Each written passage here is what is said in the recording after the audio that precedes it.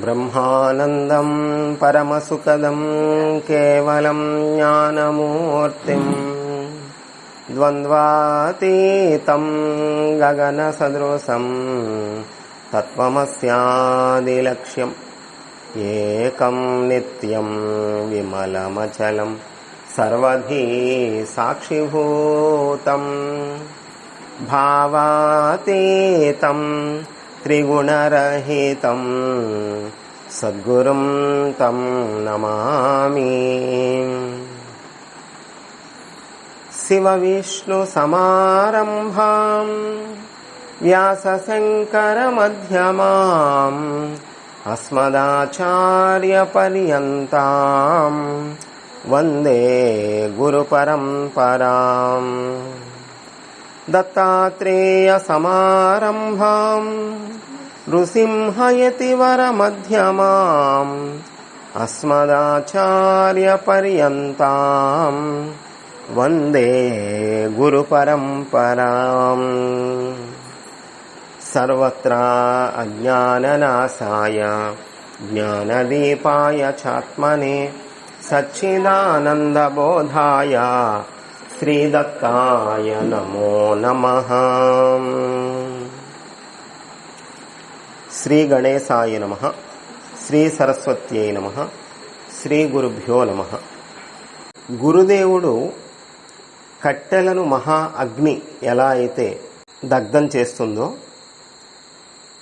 కట్టెలను మహా అగ్ని ఎలా దగ్ధం చేస్తుందో అదేవిధంగా సకల కర్మ బంధాలను కూడా దహించేస్తుంది గురువు. అట్లాంటి వాడు అని చెప్తున్నారు తర్వాత శ్లోకంలో.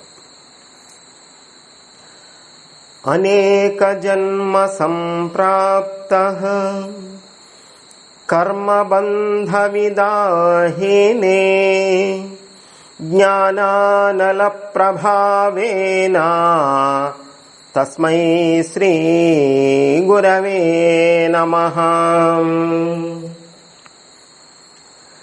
అనేక జన్మ సంప్రాప్త కర్మబంధ విదాహినే జ్ఞానానల ప్రభావేన తస్మై శ్రీ గురవే నమః.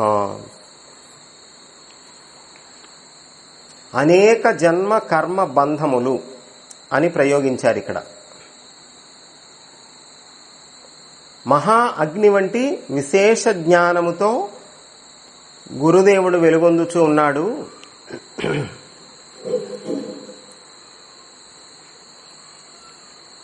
అటువంటి మహా అగ్ని లాంటి విశేషమైన జ్ఞానంతో వెలుగొందుతున్నటువంటి గురుదేవులు అనేక జన్మల నుంచే వస్తున్న కర్మబంధాలన్నింటినీ కూడా దహించి వేస్తాడు. అగ్ని ఎలా అయితే ఎండుకట్టెలను అతి తేలికగా సునాయాసంగా కాల్చేస్తుందో అట్లా స్వస్వరూప జ్ఞాన మహిమ చేత సకల కర్మలను నిశ్శేషముగా నశింపజేసుకొని మహాజ్ఞాన సంపన్నుడై ఉంటున్నాడు. గురువు స్వస్వరూప జ్ఞానము కలిగి ఉన్నాడు కనుక స్వస్వరూప జ్ఞానము పొందినటువంటి వాడికి ఏ విధమైన కర్మ ఉండదు. సకల కర్మలు నిశ్శేషముగా నశించిపోతాయి. ఎందుచేత అంటే ఎప్పుడైతే జ్ఞానమనే అగ్ని వెలుగుతుందో, జ్ఞానాగ్ని దగ్ధ కర్మాణం తమాహు పండితం బుధ. జ్ఞానమనే అగ్నిలో సమస్త కర్మలు కూడా దహింపబడతాయి. మరి గురువు జ్ఞానస్వరూపం అయిపోయినప్పుడు ఆయనకి కర్మ ఏముంటుంది? అసలు సకల కర్మలను నిశ్శేషముగా నశింపజేసుకొని ఉంటున్నాడు కనుక తన యొక్క జ్ఞానాగ్ని ప్రజ్వలన సామర్థ్యము చేత శరణు పొందిన శిష్యుల యొక్క అనేక జన్మముల నుంచి వెనువెంటనే వస్తున్నటువంటివి కొద్దిగా మరి ఎండినవియు బాగా ఎండినవియు ఎలా అయితే ఉంటాయో అట్లా పూర్తిగా నాశోన్ముఖములు కానివి ఉన్నాయో, నాశోన్ముఖములు అగుచున్నవియు అటువంటి అన్ని ప్రారబ్ధ సంచిత ఆగామి కర్మలను పెద్ద పెద్ద కట్టెలు ఏవైతే ఉన్నాయో అటువంటి కట్టెలన్నీ కూడా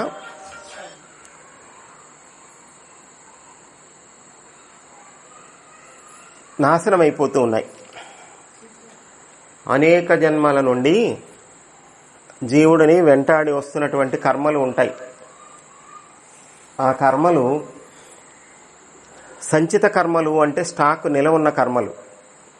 అనేక జన్మల నుంచి వచ్చి పేరు పెట్టుకొని ఉన్న కర్మలు ఏవైతే ఉంటాయో అవి సంచిత కర్మలు. సైలెంట్ మోడ్లో పెట్టినా చాలు.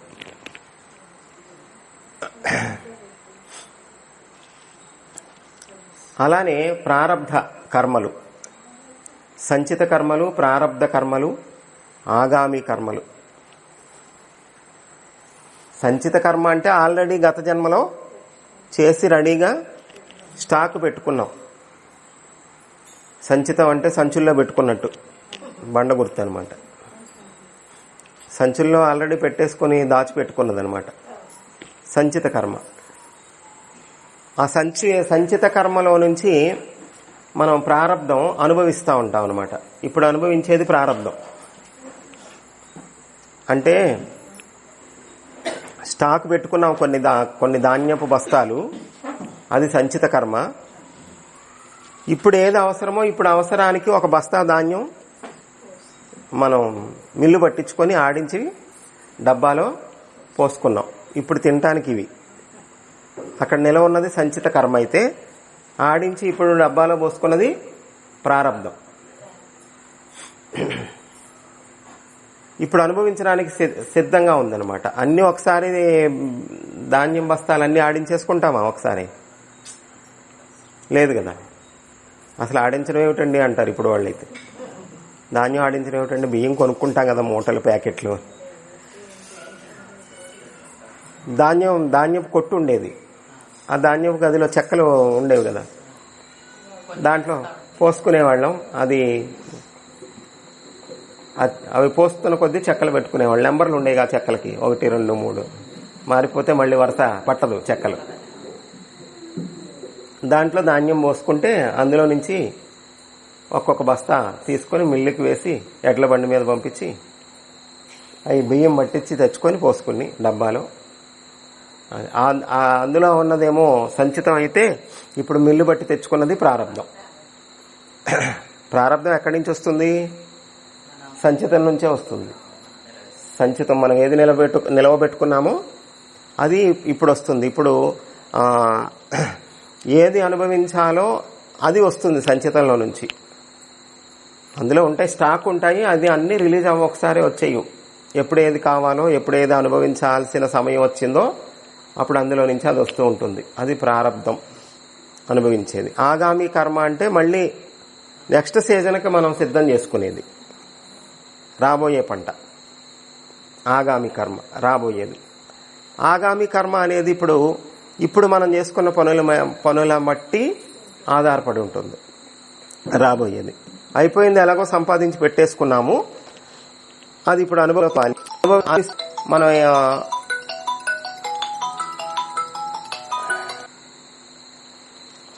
అనుభవిస్తున్న కొద్దీ ఖర్చు అవుతుంది. ధాన్యపు గాదిలో ఉన్నటువంటి ధాన్యం ఏమవుతుంది? అనుభవిస్తున్న కొద్దీ ఖర్చు అయిపోతుంది, వాడుకుంటున్న కొద్దీ ఖర్చు అయిపోతుంది. మళ్ళీ పంట వేసుకుంటాం, మళ్ళీ ఈ ధాన్యపు గాది అంతా ఖాళీ అయిపోతుంది, మళ్ళీ వచ్చిన పంటలో ధాన్యం మళ్ళీ గాదిలో పోసుకుంటాం. అలాగా అనేక జన్మల్లో చేసినటువంటి కర్మలు ఉన్నాయి, సంచిత కర్మలు. అనేక జన్మ సంప్రాప్త కర్మబంధ విదాహిని. అనేక జన్మ సంప్రాప్త కర్మబంధ విదాహిని జ్ఞానానల ప్రభావేన తస్మై శ్రీ గురవే నమః.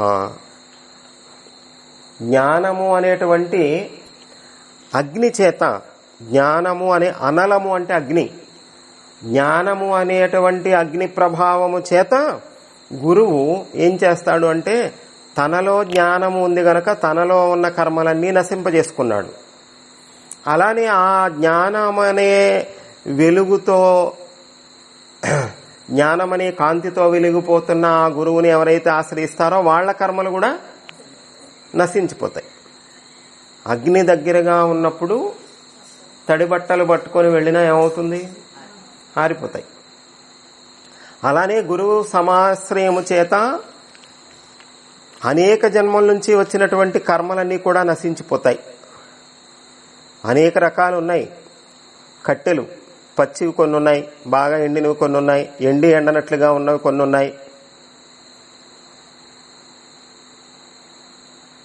అనేక రకాలు ఉంటాయి కదా. మహా అగ్నిలో పడేసినప్పుడు కొద్దిగా పచ్చిగా ఉన్నా కాలిపోతాయి, కుడి ఎడంగా ఉన్నా కాలిపోతాయి. అదే చిన్న పొయ్యిలో పచ్చి పొల్లలు పెట్టి మంట వేస్తే, కానీ పెద్ద మంటలో పచ్చి వేసినా మండిపోతాయి. గురువు అనేటువంటిది జ్ఞానజ్యోతి స్వరూపం గనుక అనేక రకాలైనటువంటి కట్టెలు కూడా ఎలా అయితే భస్మం అయిపోతాయో మహాగ్నిలో, అలానే జ్ఞానజ్యోతి స్వరూపమైనటువంటి గురువు యొక్క సన్నిధిలో, గురువు యొక్క అనుగ్రహంతో అన్నీ నశించిపోతాయి. కర్మలన్నీ కూడా భస్మం అయిపోతాయి అన్నమాట. గురువు ఏం చేస్తాడు అంటే ఆయా అధికారులకు తగినటువంటి తత్వ ఉపదేశము చేస్తాడు. ప్రారబ్ధ, సంచిత, ఆగామి కర్మలు అనేవి పెద్ద పెద్ద కట్టెలు అనుకుంటే,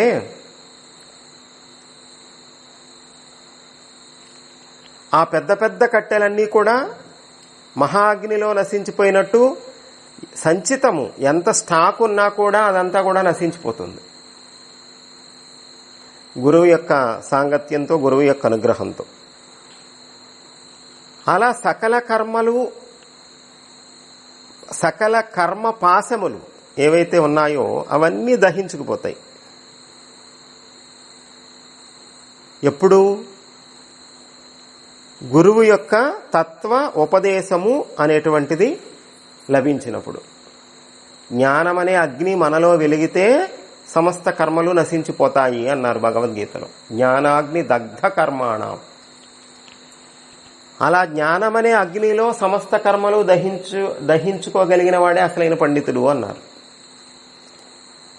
అలానే అటువంటి జ్ఞానమనే అగ్ని మనలో వెలిగినప్పుడు సమస్త కర్మలు దహించుకుపోతాయి అని అంటే, అటువంటి జ్ఞానమనే అగ్ని ఎలా వెలుగుతుంది? మరి గురువుతో సాధ్యం అవుతుంది. జ్ఞాన జ్యోతి ఎప్పుడు వెలుగుతుంది?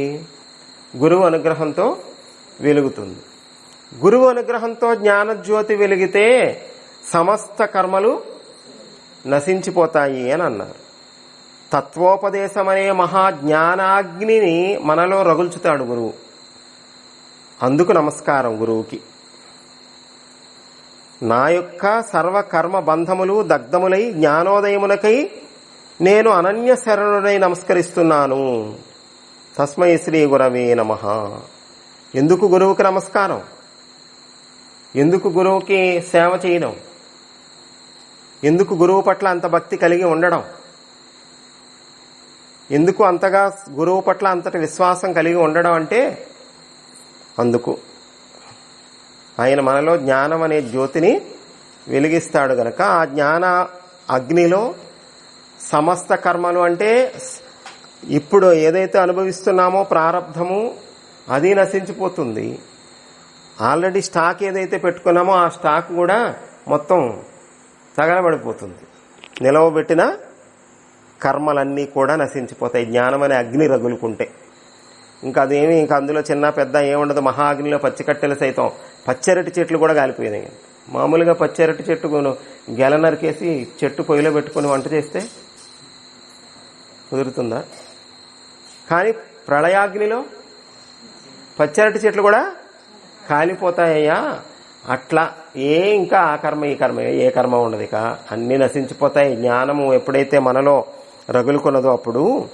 కనుక అలాంటి మరి సమస్త కర్మలు నశింపజేయగలిగినటువంటి మహా తత్వోపదేశము ద్వారా జ్ఞానాన్ని మనలో రగిల్చేటువంటి గురువుకి నమస్కారం. ఈ కర్మలన్నీ అట్లాగే పెట్టు కూర్చుంటే ఎన్ని జన్మలు ఎత్తాల్సి వచ్చేదో. ఇదంతా తగలబడిపోయింది, కర్మరాహిత్యం అయిపోయింది. సంచితం లేదు, ప్రారంధం లేదు, ఆగామి రాబోయేది కూడా ఏమీ లేదు. సంచితం తగలబడిపోయింది, ప్రారంధం ఇప్పుడు ఏదైతే అనుభవిస్తున్నామో అది ఎట్లా అనుభవించాలో అట్లా అనుభవించేస్తాము. ఇక ఇప్పుడు రాబోయేటువంటిది ఏమిటంటే గురువు యొక్క బోధ అనేటువంటిది ఉన్నప్పుడు చేసిన మంచి పని చేశాం కాబట్టి పుణ్యమని ఆశించడు. గురువు యొక్క జ్ఞానము, గురువు యొక్క బోధ విన్నాడు గనక ఏ తప్పు పొరపాటు పాపకర్మ చేయట్లేదు. ఉన్న కర్మలేమో నశించిపోయాయి. ప్రారబ్ధం ఉన్నంత వరకు దేహం ఉంటుంది. దేహం ఉన్నంత వరకు ఒకవేళ వాడు ఏదైనా చేసినా కూడా పుణ్యం కోసమని చేయట్లేదు కాబట్టి పుణ్యము లేదు. పాపం ఎలాగో చేయడు గనక పాపము లేదు. అప్పుడేమవుతుంది? పాపం లేదు, పుణ్యము లేదు. పాపం లేదు, పుణ్యం లేదు, జీరో బ్యాలెన్స్. జీరో బ్యాలెన్స్ అంటే మోక్షం. జన్మ రాదు, ఇంకా జన్మ లేదు. పుణ్యం ఉంటే పుణ్యం కోసం జన్మెత్తాలి, పాపం ఉంటే పాపం కోసం జన్మెత్తాలి. అందుకని ఏదైనా ఒకవేళ చేస్తే కూడా గురువు అనుగ్రహం కోసమే చెయ్యాలి, పుణ్యం కోసం చేయకూడదు. గురువు అనుగ్రహం కోసమే చెయ్యాలి. ఏదో ఒకవేళ వాళ్ళు ఆ పని చేశారు, వీళ్ళు ఈ పని చేశారని మాట సందర్భంలో అనౌన్స్, మా పేరు మిస్ అయిపోయింది గుర్తు అనిపించిందా? తుస్ పోయే ఓన్లే ఏదో ఫ్లోలో ఒకటి మర్చిపోయి ఉంటారులే, ఏం పోయింది, మర్చిపోయినంత మాత్రాన ఇప్పుడు మనకి లాస్ ఏమిటి? అసలు మనకి మన పేరు చెప్పాలని చేసామా? అయితే మన పేరు చెప్పాలని అట్లా ఆశ పెట్టుకోవద్దు. అలాంటి ఆశతో చేస్తే గురు కృపకి ఎప్పుడు మనం పాత్రలో కాలేము. ఏడ్చాడు మొహం, ఆడేదో పేరు కోసం ఫోటో కోసం చేస్తున్నాడు, ఏదో తత్తు కొడుకొస్తే ఎంత పోతే ఎంత అనుకుంటాడు. అసలు మనం చేసేది ఆయనకు అవసరమే లేదు కదా. అందుకని గురువు యొక్క సమాశ్రయంతో ఏమవుతుంది అంటే ఉన్న సంచితం భస్మం అయిపోయి ఇప్పుడు అనుభవించేది ఏదుందో ఇంకా అంతవరకు అనుభవిస్తూ ఆ తర్వాత వీళ్ళు మళ్ళీ షాపింగ్కి వెళ్ళినట్టున్నారు. గురువుని ఆశ్రయించకపోతే ఏమవుతుంది అని అంటే సంచితంలో ఉన్నటువంటి కర్మ ఒక్కొక్కటి అనుభవానికి వస్తూ ఉంటుంది. అనుభవానికి వస్తున్నప్పుడు అది అనుభవిస్తూ ఉంటాము, మళ్ళీ కొత్త కర్మలు చేస్తూ ఉంటాము. చేసినటువంటి కొత్త కర్మల యొక్క ఫలితం మళ్ళీ ఆగామి అంటే రాబోయే మళ్ళీ ఫలితాలను అనుభవింపజేస్తుంది.